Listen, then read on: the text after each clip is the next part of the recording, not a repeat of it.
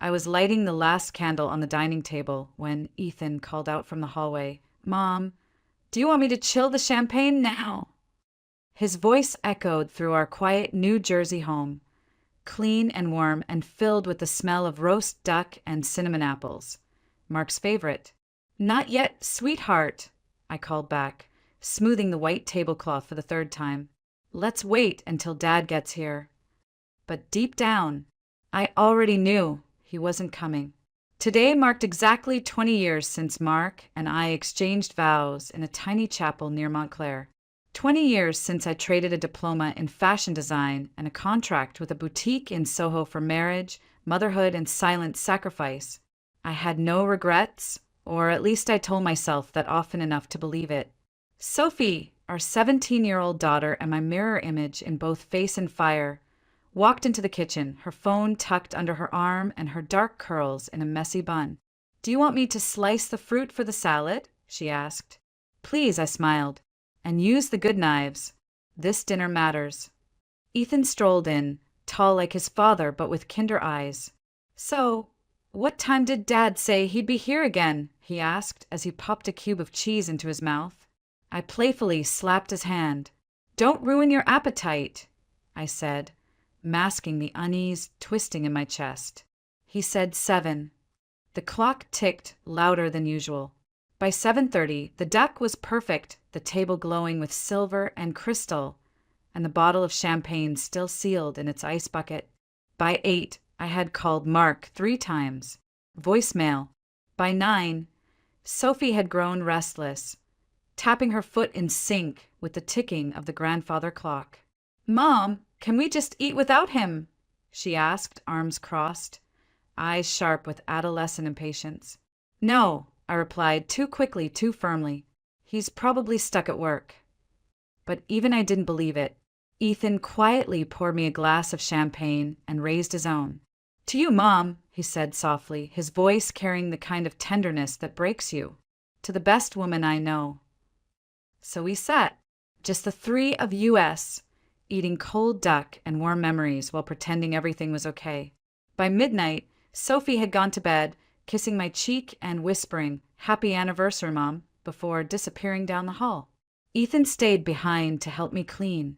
"It's not the first time he's had a work emergency," he said, trying to reassure me. I nodded, but the ache inside me was heavier than any silence. It was nearly 3 a.m. when I heard the key turn in the lock. I had dozed off in the living room, still wearing my cream lace dress, makeup smudged under my eyes. Mark walked in like nothing had happened, no urgency, no apology. Just cold indifference, wrapped in an expensive coat. "You're still awake?" he asked, noticing me in the dim light of the standing lamp. "It's our anniversary," I said, standing slowly. "We waited for you." He walked past me, heading straight to the kitchen for a glass of water. The silence between us roared. "We need to talk," he finally said, not looking at me. "I've made a decision." My heart stopped. His voice was clinical, almost bored. "I think we should separate. I'm done, Grace." I stared at him, not processing. "You're... what?" "I'm moving out tomorrow," he continued, his tone flat. "You can keep the house, but I need the savings, the car, and the lake cottage. I've spent my whole life working for this family. I want to live for myself now." The words hit harder than any slap. My knees buckled slightly, but I forced myself upright. "Mark, what are you saying?" I whispered, "What's happened to you?" "Nothing's happened to me," he snapped. "It's you. You used to sparkle. You were curious, exciting. Now you're just a housewife. Always tired. Always in that bathrobe." His eyes scanned me with disdain. "You don't even try anymore."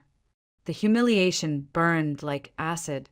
I felt the tears pressing, but I refused to let them fall. "Who is she?" I asked quietly. His fingers drummed against the counter. "She's not the issue," he muttered. "How much younger?" I pressed, my voice trembling. 10 years? 15? 18, he admitted, looking me dead in the eyes. "Tiffany understands me. She supports my ambitions. She makes me feel alive again." Before I could respond, Ethan stormed into the kitchen in a t-shirt and sweatpants, hair tousled, fists clenched. "You're leaving Mom? On your wedding anniversary? Are you serious right now?" "Stay out of this," Mark snapped. "You'll understand when you're older." "I'm already a man," Ethan said, standing tall. "And if being a man means acting like you, then I want no part of it." Mark's face flushed crimson. He slammed his palm on the counter, knocking over the glass. "I've made my decision," he barked. "I'll send someone for my things tomorrow. And tell your sister that if she wants to stay in that expensive art school, she better stop taking after you." He turned and walked toward the door. "Mark," I called after him, my voice cracking. "What about your children? Do you even care what this does to them?" "They're old enough," he said over his shoulder. "Don't make me the villain, Grace. I'll still pay for tuition." The door slammed so hard the walls rattled. A porcelain figurine fell off the shelf and shattered on the hardwood, an anniversary gift from our 10th year. The sound echoed through the silence, just like our marriage had fractured. Too many cracks, finally one blow too many. Sophie appeared in the hallway, eyes wide, hair a mess. "What's going on?" she asked, her voice trembling. Why was he yelling? Ethan pulled her into a hug before I could answer. "We'll talk in the morning," he said softly. "He's not coming back." She blinked at me through tears. "He left us, didn't he?" I couldn't speak. I just nodded. Ethan wrapped his arm around me. "We'll be okay, Mom," he whispered. "Whatever happens, we're in this together." Sophie joined us, pressing her face into my shoulder. The three of us stood there, holding on to each other in the dim light of a broken home, while inside me, something crumbled into dust. But deep beneath the ruins, a flicker remained. Not hope, not yet, just a quiet, aching question. What now? The next morning, I woke to a house that no longer felt like mine. There was no smell of coffee, no humming from the kitchen, no familiar footsteps pacing the hall as Mark checked emails or muttered about traffic. Just silence, dense and unfamiliar, as though someone had vacuumed all the air out of the walls and left behind something hollow. I lay there in bed, still in the dress from the night before, my makeup crusted in the corners of my eyes, my mouth dry as dust. On the nightstand was the receipt, crumpled, half wet from a spilled glass, dated 3 days ago from a jewelry boutique in Manhattan. The name on the account, Mark Whitaker. The item purchased, a diamond bracelet. He hadn't just left me. He had left long before the anniversary. I just hadn't seen it. I pulled myself out of bed slowly, joints aching like I'd aged a decade overnight. In the bathroom mirror, my reflection startled me. My skin was blotchy, my eyes vacant, my hair matted in places I hadn't noticed. I splashed cold water on my face, but it didn't change anything. The woman staring back wasn't Grace Whitaker. She was a shadow. Somewhere in the house, I heard Ethan making breakfast. The clink of dishes felt like a lullaby from another lifetime. I shuffled toward the door, but only made it halfway down the hall before my knees buckled. I sank against the wall, my breath coming in short bursts. This wasn't heartbreak. It was collapse. The next few days blurred into each other like watercolors running in the rain. I didn't eat. I barely moved. Sophie would creep into the room with soup or tea, her voice soft, almost scared. Ethan handled everything else, the dishes, the laundry, the silence. I could see the fear in their eyes, the kind of fear kids feel when the strongest person in their life suddenly disappears while still standing in front of them. On the 5th day, someone rang the doorbell. Not once, not twice, but over and over with increasing intensity. I buried my head under the pillow, willing them to go away. But the knocking grew louder, and then came the voice. "Grace Elizabeth Whitaker, if you don't open this door, I swear to God, I'll call the fire department and have them break it down." Claire, my best friend since college. The one person who knew me before motherhood, before wifehood, before I shrank myself into someone manageable. Ethan opened the door. I heard the creak of it, the soft murmur of voices, and then the sound of heels, expensive, impatient heels, clicking across the hardwood floor. "Oh my God," Claire said when she saw me curled up on the couch, still in the same robe I'd been wearing for days. She didn't pause. She didn't ask for permission. She threw open the curtains, letting the sharp autumn light cut through the room like a blade. "Get up," she barked. "You don't get to rot. Not like this." "I don't want visitors," I croaked, my voice barely recognizable. "You don't need visitors," she snapped. "You need to wake the hell up." She began picking up clothes, clearing dishes, wiping counters. Her energy was infuriating and electric. She moved like someone on a mission, like someone who'd done this before, for herself or someone else. When she was done yelling, she sat down beside me and pulled me into a hug so fierce I couldn't help but cry. "You're not alone, Grace," she whispered. "But you have to fight. You don't get to let him win like this." Later that day, after she made me shower, change, and choke down 2 spoonfuls of soup, Claire stood by the window with her arms crossed. "I did some digging," she said flatly. "Your husband didn't just fall in love with some yoga instructor named Tiffany. He's been planning this for months, maybe longer." I looked up, confused. "He created a shell company in Delaware," she continued. "Started shifting assets out of your joint accounts. Transferred ownership of the lake house to someone named Carl Saunders, probably Tiffany's father or cousin. Sold shares of his firm to a holding company registered under a fake name. He didn't just leave you, Grace. He tried to erase you." I dropped the spoon. "How do you know all this?" Claire shrugged. "I have friends in real estate and construction." I asked around. I stared at the wall, cold seeping through my veins. "What do I do?" "You lawyer up," she said simply. "I've already called someone. We have an appointment in an hour. And after that, I'm taking you out." "I can't go out," I protested. "I look like a woman who's been through hell?" Claire interrupted.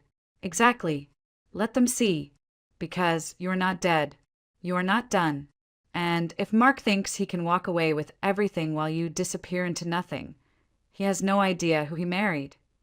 An hour later, I was sitting across from a lawyer named Daniel Miller. Small, balding, precise. The kind of man who didn't smile much but had the eyes of a bloodhound. He reviewed the documents Claire brought, scribbled notes, and nodded to himself. "The situation is complicated," he said, "but not hopeless. 20 years of marriage. 2 children. If he thinks he can walk away clean, he's delusional." "I have nothing left," I whispered. "No savings. No income. No job. He took everything." Daniel leaned forward. "Then let's take it back. I'll work for a percentage. But we need evidence." I hesitated, then remembered the receipt and the account statement I'd pulled from our bank the night before. I slid them across the desk. He studied them carefully. "This is a start," he said, "but we'll need more. If you find anything, documents, emails, transfers, you bring them to me. Every detail matters." That night, Claire didn't let me go home. She took me to a rooftop restaurant overlooking the river. I hadn't eaten in days. The food didn't matter. The view didn't matter. But she insisted. And then the twist I didn't see coming. 2 tables over. Mark. With Tiffany. Her laugh was sharp and bright, echoing across the rooftop like a siren. She wore a diamond bracelet, the one from the receipt. And sitting beside her, like the world hadn't just exploded, was the man I'd once married. He looked thinner, older, but still smug. Still so sure of himself. I stood. My chair screeched against the floor. He turned. Our eyes met. And for the first time in days, I didn't feel grief. I felt something else. Fire. I don't remember walking out of that restaurant. 1 minute, I was staring into Mark's startled eyes, his mouth slightly open, caught mid-laugh. And the next, I was outside, wind slapping my face like an insult. Claire rushed after me, her heels clicking across the pavement, breath visible in the October chill. "Grace, I swear, I didn't know they'd be there. We can go somewhere else." No, I said quietly, my voice steady for the first time in days. Now I know who's wearing my bracelet and probably sleeping in my bed. Claire looked at me, her eyes scanning my face for something. Maybe panic, maybe collapse. But I didn't break. Not this time. Let's go, I said, already moving. I know where we need to start. That night, we sat in the office of Daniel Miller. The evidence I had, bank statements, property transfers, that cursed receipt, wasn't enough. But it was something. Enough for him to begin tracing assets and filing an emergency petition to freeze joint funds before Mark moved more money out of reach. It won't be easy, Daniel warned. He's smart and clearly methodical. But 20 years of marriage still means something to the court. I nodded. I'll do whatever it takes. And you'll need income, Claire added bluntly, because legal battles don't pay for groceries. You can't stay frozen, Grace. You need to work. Work. The word felt foreign, heavy. My resume was a museum piece, a design degree from 20 years ago. No corporate experience. Nothing but years of managing a home, cooking dinners, raising children, and folding dreams into the back of closets. Still, I tried. The next few weeks were a blur of interviews and polite rejections. We're looking for someone younger. You're overqualified. We need someone with more recent experience. I heard them all, over and over. Every no chipped away at what little confidence I had left. Maybe a retail job? Ethan suggested gently one night, or call center work. I've applied, I said, feeling the bitterness in my throat. They all want 22-year-olds with glowing skin and unlimited energy. That evening, I sat cross-legged on the floor of my bedroom, surrounded by boxes. I don't know what I was looking for. Maybe something to sell. Maybe something to remember who I used to be. At the bottom of a dusty trunk, I found it, a sketchbook yellowed at the edges, full of fabric swatches and pencil drawings. Designs I dreamed up when I still believed in becoming someone. Next to it, my old sewing machine, a gift from my parents on my 18th birthday. I ran my hand along its surface, wiping away dust and time. And then, tucked inside the sketchbook, a photograph. Me, younger, eyes lit with hunger, standing next to a tall man with dark hair and a crooked smile. Behind us, a fashion show runway blurred in the background. On the back, in neat handwriting, to the best designer I know. My doors are always open. Julian West, my closest friend in design school. He had ambition, charm, and the kind of raw talent that couldn't be taught. I hadn't seen him in decades, but rumors of his success trickled through mutual friends. He'd gone to Milan, studied under legends, and eventually returned to the States to open a luxury atelier in the heart of Manhattan. Could he still remember me?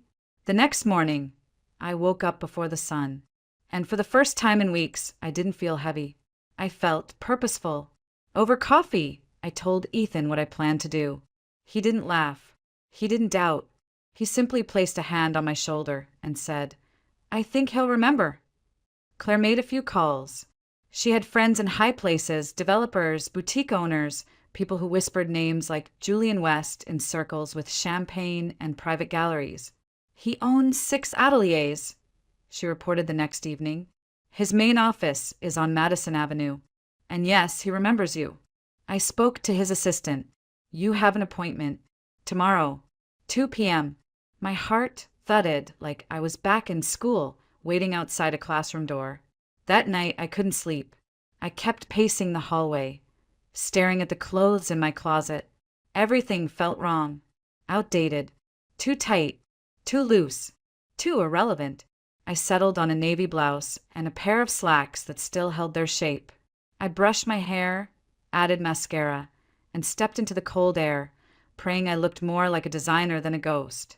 Julian's office was inside a tall glass building that shimmered in the fall light.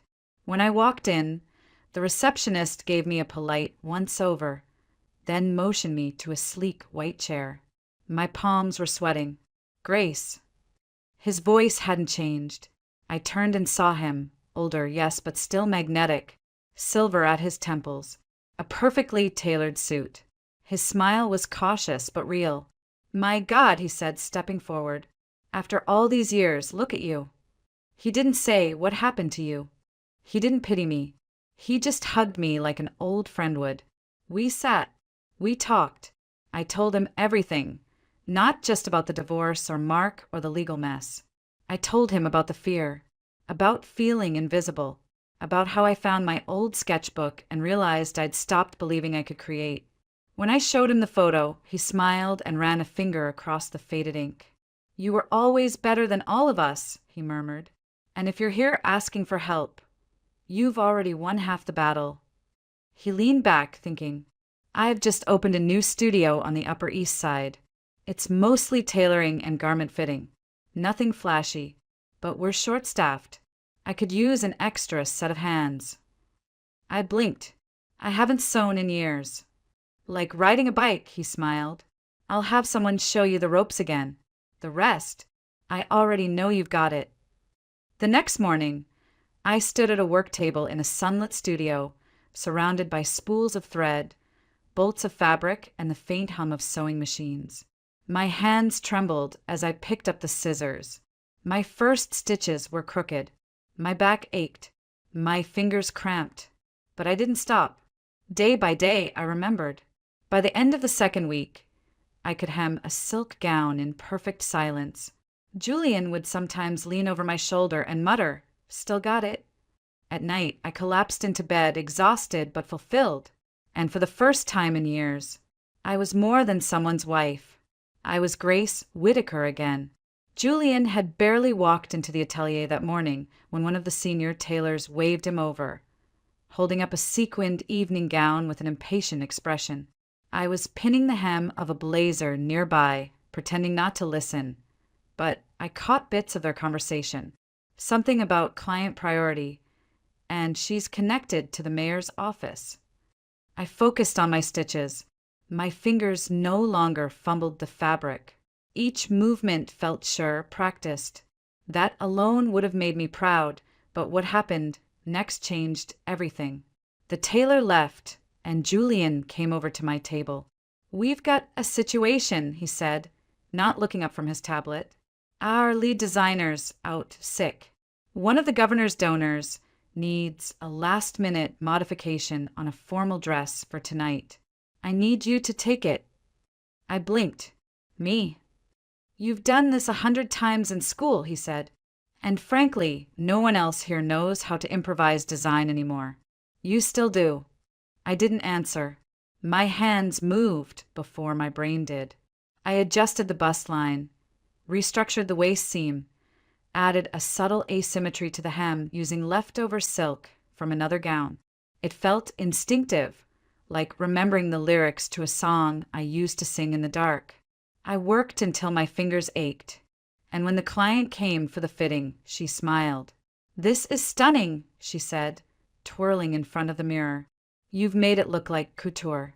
Where did you learn to sew like this?" "In another life," I replied quietly. Word spread. Within days, Julian asked me to take on more custom pieces. Clients requested my touch, sometimes without knowing my name. And though I still stitched in silence, something inside me had begun to hum again.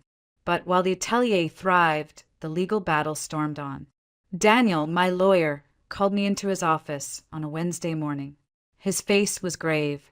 "Mark's playing hardball," he said, flipping through a stack of papers. "He's retained a top-tier legal team. They're delaying proceedings, burying us in paperwork, and trying to prove that most of the assets were never yours." I felt the weight of it press against my chest. Can he win?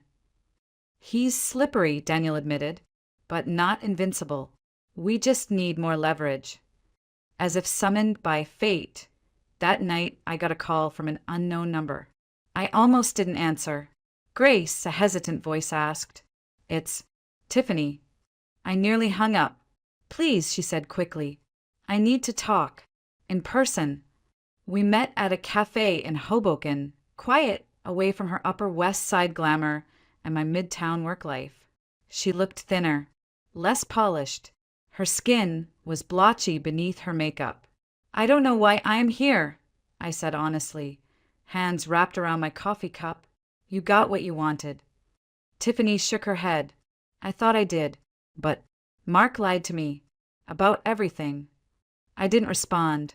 "I'm pregnant," she said suddenly, eyes watering. "And he's denying it.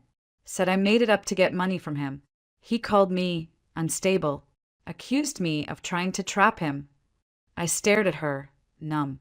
"I didn't come to beg," she continued, pulling a flash drive from her purse. "He left his laptop open one night. I copied what I could. I didn't understand half of it, but maybe your lawyer will." I hesitated, then took it. "Why give this to me?" "Because I see it now," she whispered. "What he did to you, he's doing to me. And I won't let him ruin another life, especially not my child's." Back at Daniel's office, the files unlocked a treasure trove.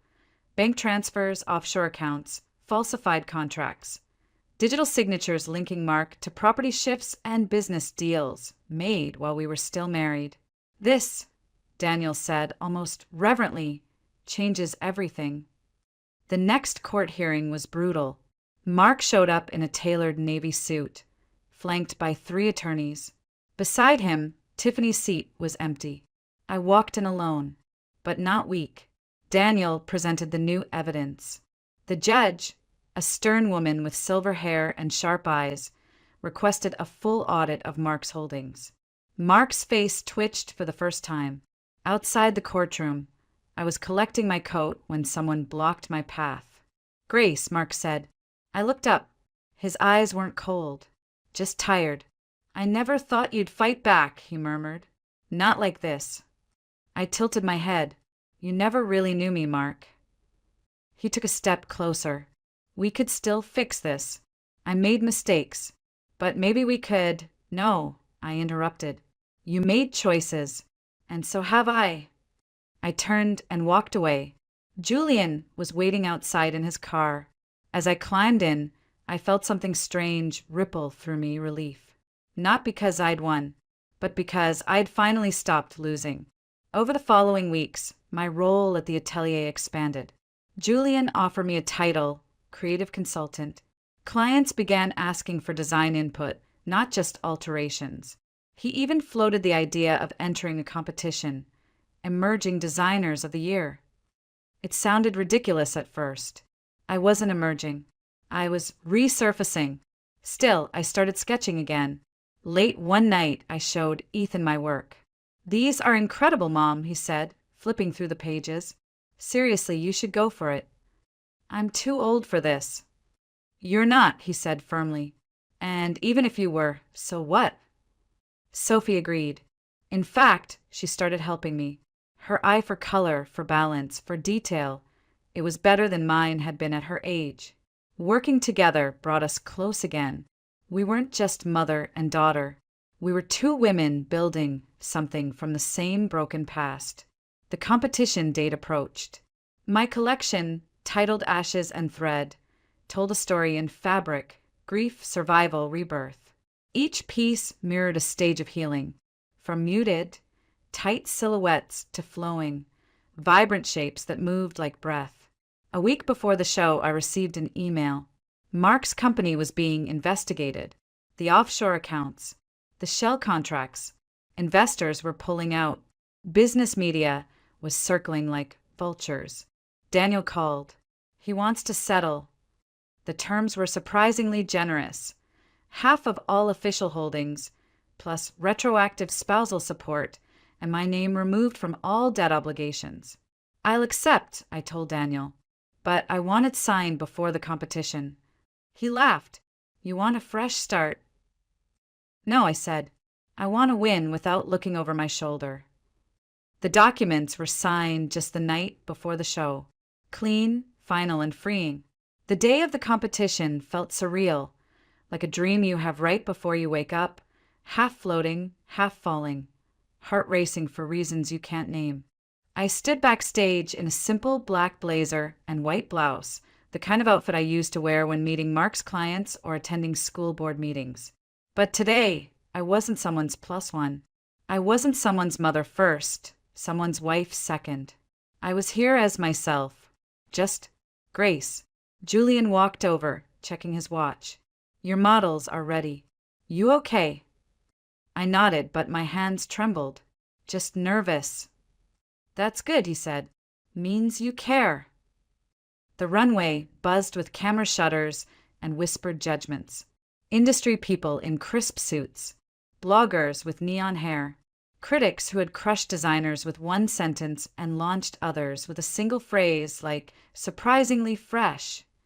Somewhere in the front row, I spotted Ethan and Sophie, both dressed to the nines, both smiling like I had already won. But just before the show started, I saw him. Mark. He sat alone, away from the other sponsors, thinner than before, suit hanging on his frame like it no longer belonged to him. His eyes scanned the room, then landed on the stage. For a moment they met mine, and I looked away. The music began, low at first, taunting. The first model stepped onto the runway in a tight charcoal dress with structured shoulders and a high collar. Constriction. That was the theme of the first look. The weight of silence. The pressure of sacrifice. The next piece loosened at the sleeves, hinted at color. By the time the fifth model emerged in a sweeping navy gown with slashed sleeves and a bold red lining that only revealed itself when she walked, the crowd had gone quiet. Focused. Listening not just with eyes, but with something deeper. The final look was a white dress, flowing, asymmetrical light. It caught the stage lights and threw them back in soft shimmer. It was the only piece in the collection that sparkled. Hope, renewal, self. The model paused, then turned slowly. And then I stepped onto the runway. I didn't plan to, but something inside me said go. Show them who did this. Who survived. The applause came slow, then faster, louder. I spotted Sophie wiping her eyes. Ethan standing, clapping so hard his hands turned red. Even Julian smiled from the wings, pride written across his face. When I walked off stage, breathless, shaking, the first person to meet me wasn't my kids or Julian. It was Mark. Grace, he said softly, holding a champagne flute like it might anchor him to the ground. That was unbelievable. Thank you, I said politely. He stepped closer. I've been thinking a lot. About everything. About us. I made so many mistakes. And maybe it's too late, but if there's even a chance— There isn't, I said, gently but firmly. There's no going back. You helped me become who I am now. But you don't belong in this version of my life. His face dropped. He wasn't angry. He wasn't surprised. Just lost. And I left him there. A week later, I signed the final divorce papers in Daniel's office. Everything was official, legal, done. Mark's assets were divided. I received more than I expected, including part ownership in a property I hadn't even known existed. He tried to hide it behind layers of paperwork. But the real win wasn't the money. It was the freedom. With part of the settlement, I partnered with Julian to expand his atelier. He handed me the title of creative director and told me the space next door was mine to use. For your own label, he said. You've earned it. We called it Grace Whitaker Atelier, a space filled with light, music, sketches, and laughter. Sophie interned with us, helping with color palettes and digital renderings. Her professors at the academy said she had an eye for storytelling and visuals, something no curriculum could teach. Ethan had just graduated from Columbia. He was working in tech, but still came by every Sunday for dinner. He brought his fiancée, a sharp and sweet woman named Naomi, who looked at him the way I used to look at Mark before it all dulled. One night, over wine and cheesecake, Ethan asked, "Would you design Naomi's dress? She wants something simple but unforgettable." I looked at Naomi. She nodded. "I'd be honored," I said, my voice catching a little. The following months were filled with joy I hadn't known my heart could hold again. The studio buzzed with new clients, new collections, new chances. Claire came by often, usually to eat all the biscotti in the break room and boss the interns around. "This is how life should feel," she said one day, leaning back on the couch in my office. "Like it's yours." And she was right. On the day of Ethan's wedding, I wore a pale blue dress I'd sewn myself. Sophie looked radiant in emerald green. Naomi's gown, simple silk, hand-stitched lace, a sweetheart neckline, and a flow that moved like water. Drew gasps when she walked down the aisle. I stood in the back, next to Julian, clutching a tissue and barely breathing. During the reception, Mark arrived. Late. Alone. He greeted Ethan politely. He didn't linger, didn't make a speech. And when we locked eyes across the garden tent, he raised a glass from afar and mouthed, "Thank you." And that was enough. That night, Julian found me watching the stars from the patio outside the venue. He sat beside me, his coat draped over my shoulders. "You okay?" he asked. I nodded. "I'm just full." He smiled, looking ahead. I had a plan for the next collection, but I think we should do yours again. A sequel." I laughed. "A sequel to Ashes and Thread." "Why not? You're not done rising." I turned to him. His eyes met mine, not as a business partner, not as a friend, but as someone who had waited patiently for me to find my way back to myself. And this time I didn't look away, because I knew who I was now. Not a wife, not a victim, not someone who vanished into someone else's dreams. I was Grace Whitaker, designer, mother, survivor, and I was just getting started. Sometimes the people who promise to love us forever are the very ones who try to erase us. And when they do, it's tempting to disappear, to shrink, to crumble, to believe the worst parts of their story about who we are. But the truth is, no one gets to define your worth but you. Grace didn't rise because someone saved her. She rose because she remembered. She remembered the girl who dreamed in fabric, who sketched with fire in her hands, who once believed she could create something beautiful. And when everything was taken from her, her marriage, her money, her sense of self, she stitched a new life from the scraps they left behind. So if you're standing in the ruins of something you thought would last forever, don't panic. Don't run. Breathe. Look around. And then start rebuilding. One piece at a time. Because sometimes you have to lose everything to remember who you were always meant to become. And that is the real story